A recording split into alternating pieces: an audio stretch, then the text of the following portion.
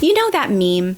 That little dog in the hat sipping his tea while the whole room is literally melting into flames, and he's just saying, "This is fine. I'm fine." This was not only a meme, this was my entire brand for a long time. I was the "I'm fine" girl. I thought it made me appear chill. You know, that low-maintenance, breezy friend who never creates a ripple. I used those words like a shield. I would sit at tables of people with a point of view that I didn't agree with, but didn't want to rock the boat with friends, so I stayed quiet. And if my face showed too much of what I was thinking in my disagreement, it would be followed up with questions. But I'd simply reply with, "I'm fine. Seriously, it's okay, I'm fine." I thought I was being graceful.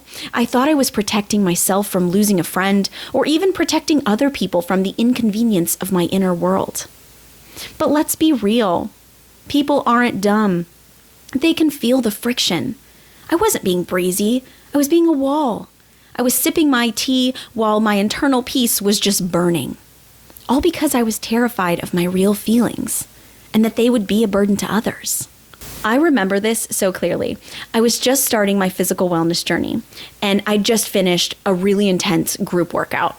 I was spent. I was spent physically and also emotionally. I literally collapsed to the ground gasping for air. Not to be dramatic, other people were as well. But the floodgates just opened for me. I was ugly crying, tears and sweat, the whole thing. It was a weird mix of endorphins and unlocked pressure. This super kind girl walked up to me and asked, "Are you okay?" And what did I do? I wiped my face and took a shaky, deep breath and said, "I'm okay, I'm okay."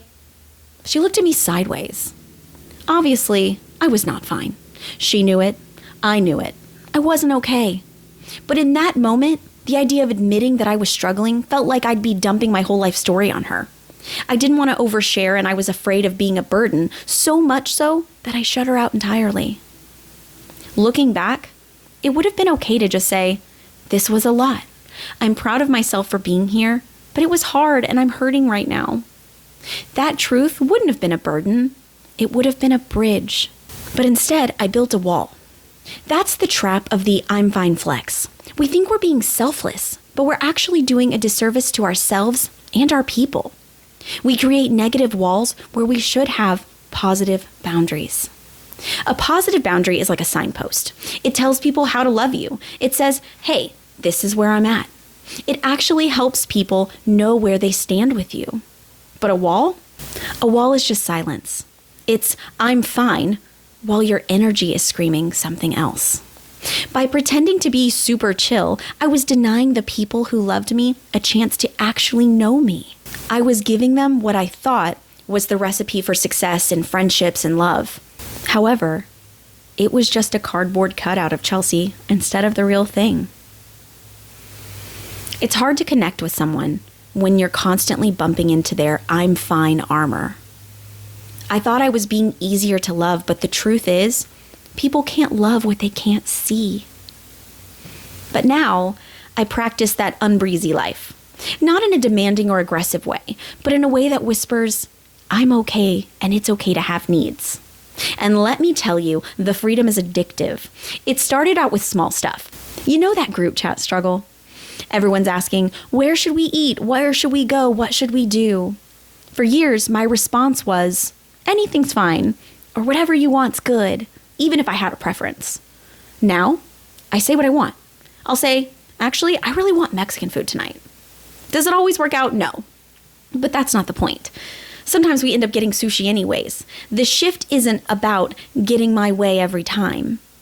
It's about the fact that I said it. I stopped filtering my preference through the lens of, will this annoy someone? Being honest about what I want, even something as simple as a restaurant, has made me feel so much lighter. I'm not carrying this silent resentment of eating food I didn't want just to be easygoing. I'm just being me. And if you can believe it, my friendships are even deeper. And I've been able to remove myself from tables with people I shouldn't have been sitting at in the first place. Due to realizing I'm enough and it's okay to speak my truth, life's gotten better. And in some cases, it seems that people like me even more now that I have an opinion and I'm being completely honest. It turns out, being a person with preferences and a real opinion is more fun to not only be, but but to be around. It's way more fun than being a blank slate without feelings or desire. Who knew?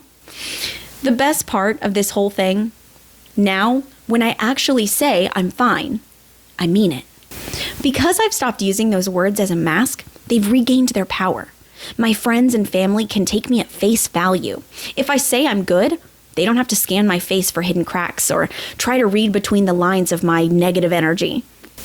There is such a deep rest in that authenticity. I can go to sleep knowing I wasn't performing today. I wasn't faking the vibe just to keep the peace. I was just present. I realized that being a burden was a myth we tell ourselves to stay small, when in reality, the people who love you want the weight of your truth. They want the real you, even if the version of you is crying on the gym floor or just really wants a taco. So stop being breezy and start being breathable. Stop wearing that suit of I'm fine armor and start being a person. You are allowed to speak up.